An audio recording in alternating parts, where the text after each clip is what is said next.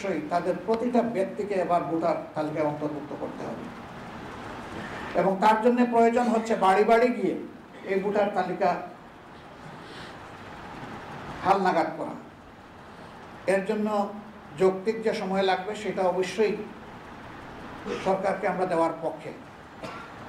আমরা বিলম্বিত বা দীর্ঘায়িত সময় নয়, যৌক্তিক সময়টাই দিতে চাই। পাশাপাশি এবারকার এই যুদ্ধটা ফ্যাসিস্ট সরকারের বিরুদ্ধে শুধু দেশবাসী করে নাই, প্রবাসে আমাদের যে সমস্ত নাগরিকরা আছেন তারা সমানতালে আমাদের সাথে যুদ্ধ করেছেন। আমরা তাদের প্রতি শ্রদ্ধাশীল। তাদেরকেও ভোটার তালিকায় অন্তর্ভুক্ত করতে হবে।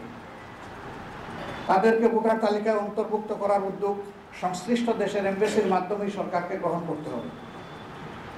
কেউ যদি দেশে এসে করতে চায়, ওয়েল, শুধু ভোটার তালিকায় অন্তর্ভুক্ত হওয়ার জন্য একজন নাগরিকের দেশে আসার প্রয়োজন নেই। বর্তমান আধুনিক প্রযুক্তির যুগে ওখানে থেকেই এটা সম্ভব। আমরা এও দাবি জানাই তাদেরকে যেন ভোটার তালিকা অন্তর্ভুক্ত করেই আগামী নির্বাচন সম্পন্ন করা হয়।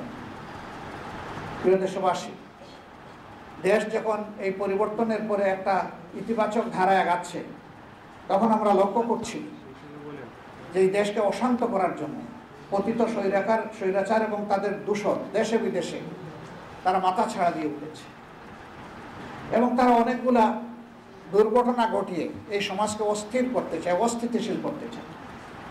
আলহামদুলিল্লাহ, বাংলাদেশের বিচক্ষণ দেশপ্রেমিক জনগণ ইতিমধ্যেই তাদের ফাঁদ বুঝতে পেরে তাদেরকে ব্যর্থ করে দিয়েছে। তাদের ষড়যন্ত্র আল্লাহ তাআলা ব্যর্থ করেছেন, এই জন্য আল্লাহর দরবারে শুকরিয়া আদায়। তাদের এই অপপ্রয়াস জাতিকে আরেকবার মজবুতভাবে ঐক্যবদ্ধ করে দিয়েছে। আমাদের প্রতিপক্ষ যদি এটা বুঝতে পারে যে এই দেশের মানুষ আর কারো কাছে অসহায়ভাবে আত্মসমর্পণ করবে না এবং কোনো চোখ রাঙ্গানিকে পরোয়া করবে না, তাহলে তাদের জন্য এবং আমাদের জন্য কল্যাণকর। আমরা একটা সুন্দর, শান্তিপূর্ণ, মানবিক দেশ চাই। আমরা একটা দুর্নীতিমুক্ত দেশ চাই। আমরা একটা জাস্ট সোসাইটি চাই, সুবিচারপূর্ণ একটা সোসাইটি চাই। এবং আমরা আমাদের যুবকদেরকে এদেশের উন্নয়নের কারিগর হিসেবে আমরা প্রতিষ্ঠিত করতে চাই।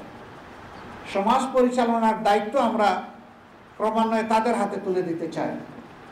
সেই বাংলাদেশ গঠনে, এমন একটি নতুন বাংলাদেশ, মানবিক বাংলাদেশ গঠনে আমরা নারী পুরুষ নির্বিশেষে সকলের প্রতি সম্মান রেখে সকলকে মর্যাদার আসনে প্রতিষ্ঠিত করার লক্ষ্যে আমাদের যে প্রয়াস, সেই প্রয়াসে আমরা দেশবাসীর পরামর্শ চাই, দোয়া চাই, ভালোবাসা চাই, সমর্থন চাই, পাশে চাই, সাথে চাই।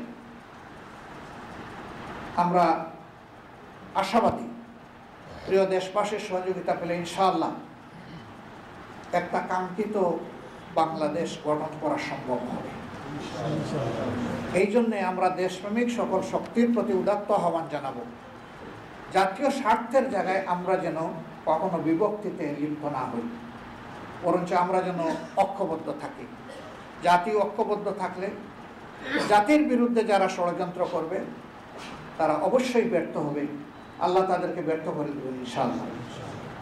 তাই আরেকবার আমি জাতিকে জাতীয় স্বার্থে দল মত ধর্মের ঊর্ধ্বে উঠে ঐক্যবদ্ধ থাকার আহ্বান জানিয়ে আমার উদ্বোধনী কথা এখানেই শেষ করছি। আল্লাহ হাফেজ। বাংলাদেশ জিন্দাবাদ। বাংলাদেশ জামাত ইসলামী জিন্দাবাদ।